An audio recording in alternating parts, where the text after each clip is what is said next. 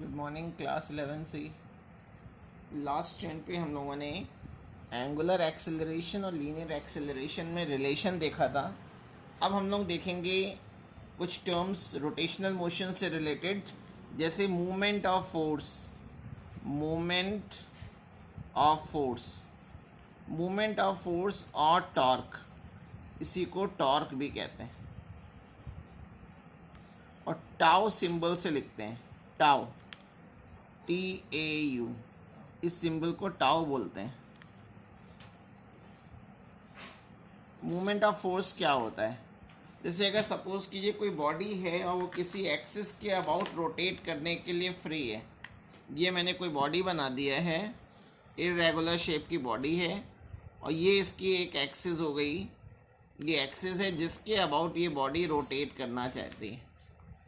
ठीक है, तो अगर कोई बॉडी है वो किसी एक्सिस के अबाउट रोटेट कर रही है, तो उस बॉडी पे हमने जो फोर्स अप्लाई किया है, अप्लाइड फोर्स, और फोर्स की एक्सिस से, ये एक्सिस है, फोर्स की एक्सिस से जो परपेंडिकुलर डिस्टेंस होता है,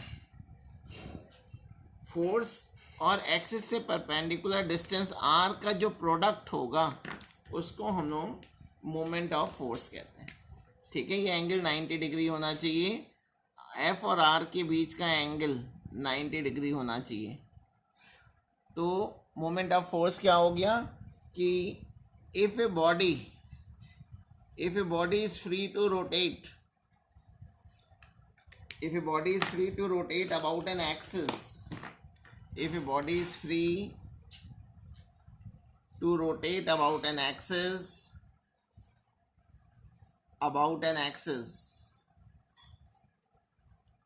then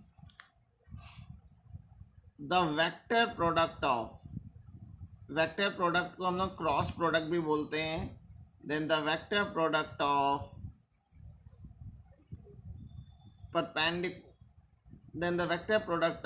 perpendicular distance r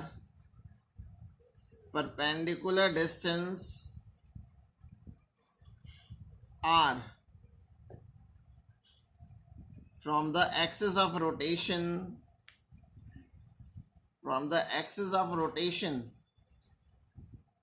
and applied force F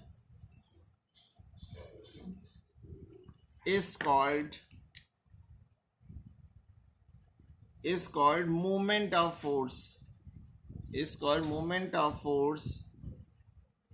about an axis यानी अगर वेक्टर फॉर्म में ना आपको एक्सप्लेन करना हो तो आप सिंपल कह सकते हैं कि अगर कोई बॉडी किसी एक्सिस के अबाउट रोटेट करने के लिए फ्री है, तो फोर्स, अप्लाइड फोर्स और फोर्स की एक्सिस से जो परपेंडिकुलर डिस्टेंस होगा उसका प्रोडक्ट मोमेंट ऑफ फोर्स कहलाता है। इसका ये फॉर्मूला होता है tau is equal to r cross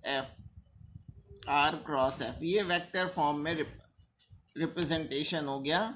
इसी को मैंने लिखा है कि क्रॉस प्रोडक्ट को वेक्टर प्रोडक्ट भी कहते हैं।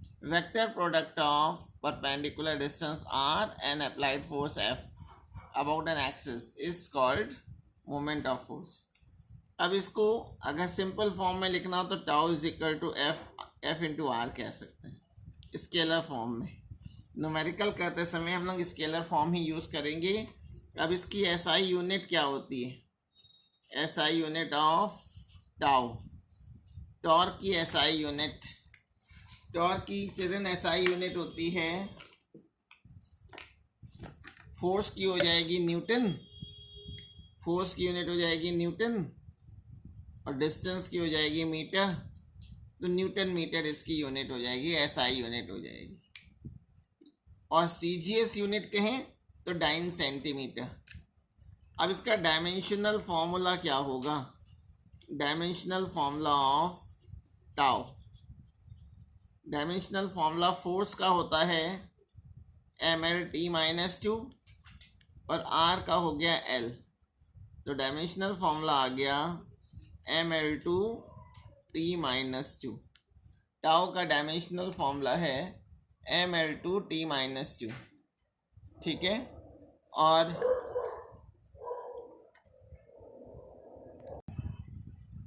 देखिए पॉजिटिव टॉर्क क्या होता है, अगर कोई बॉडी है और किसी बॉडी पे हम फोर्स अप्लाई कर रहे हैं और बॉडी अगर एंटी क्लॉकवाइज डायरेक्शन में रोटेट कर रही है, बॉडी अगर एंटी क्लॉकवाइज डायरेक्शन में रोटेट कर रही है तब टॉर्क की वैल्यू हम लोग पॉजिटिव लेते हैं, और अगर बॉडी क्लॉकवाइज डायरेक्शन में रोटेट करेगी तब टॉर्क की वैल्यू जो होगी नेगेटिव हो जाती है। ठीक है, पॉजिटिव टॉर्क कब होगा, जब बॉडी एंटी क्लॉकवाइज डायरेक्शन में रोटेट कर रही हो, लेकिन अगर बॉडी क्लॉकवाइज डायरेक्शन में रोटेट करेगी तो उस केस में टॉर्क की वैल्यू नेगेटिव होगी। और एक नो टॉर्क भी होता है, नो टॉर्क या ज़ीरो टॉर्क। ज़ीरो टॉर्क क्या होगा, जैसे अगर सपोज कर लिए कोई रॉड है और ये इसकी एक्सिस ऑफ रोटेशन है, बॉडी इस एक्सिस के अबाउट रोटेट कर सकती है।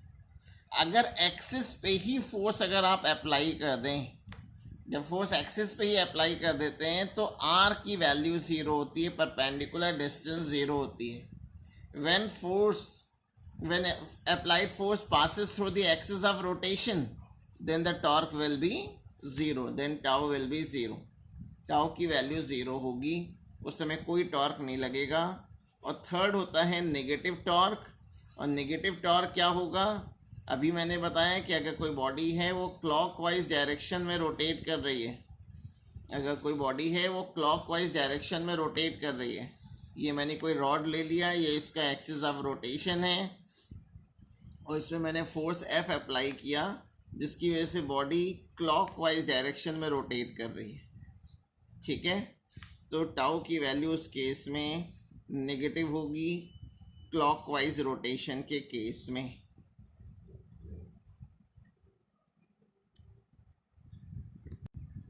चिल्ड्रेन, अब नेक्स्ट हेडिंग है angular momentum vector L. L capital L symbol से लिखते हैं एंगुलर मोमेंटम को।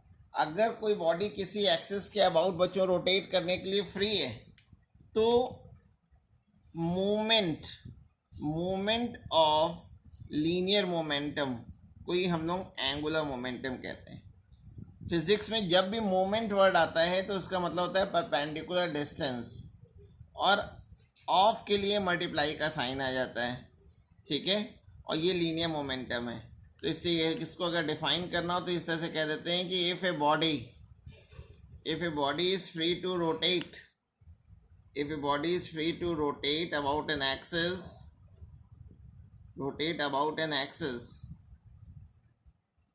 then the moment of linear momentum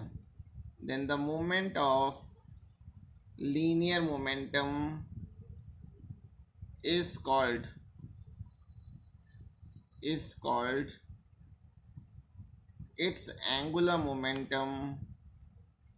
called its angular momentum, about an axis,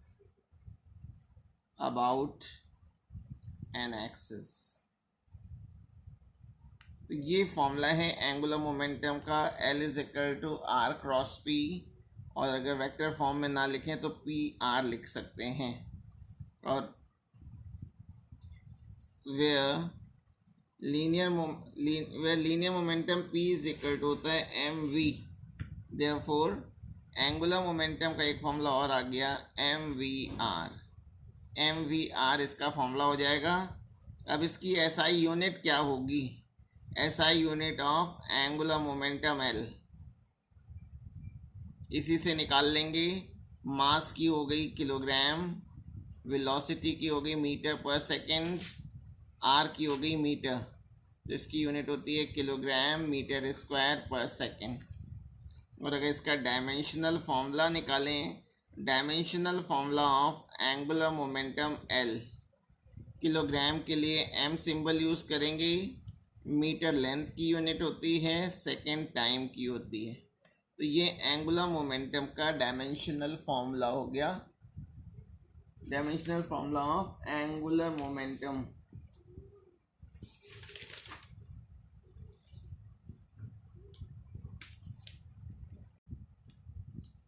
children, अभी हेडिंग देखनी है कि equation of rotational motion. Equation of motion हम लोगों ने मोशन इन वन डायमेंशन में पढ़ा था, जिसमें हम लोग v is equal to u plus a t, s is equal to u t plus half a t, इसका ये सब इक्वेशंस पढ़ते थे। लेकिन अब हमें ट्रांसलेटरी मोशन को रोटेशनल मोशन में कन्वर्ट करना है। तो ध्यान रखेंगे कि जहाँ ट्रांसलेटरी मोशन में यानी स्ट्रेट लाइन मोशन में इनिशियल वेलोसिटी u होता था, वहाँ पे अब एंगुलर वेलोसिटी ओमेगा नॉट का यूज़ करेंगे, और जहाँ फाइनल वेलोसिटी v होती थी, यहाँ फाइनल एंगुलर वेलोसिटी ओमेगा का यूज़ करेंगे। जहाँ लीनियर एक्सेलरेशन a का यूज़ होता था, वहाँ एंगुलर एक्सेलरेशन अल्फ़ा का यूज़ किया जाएगा।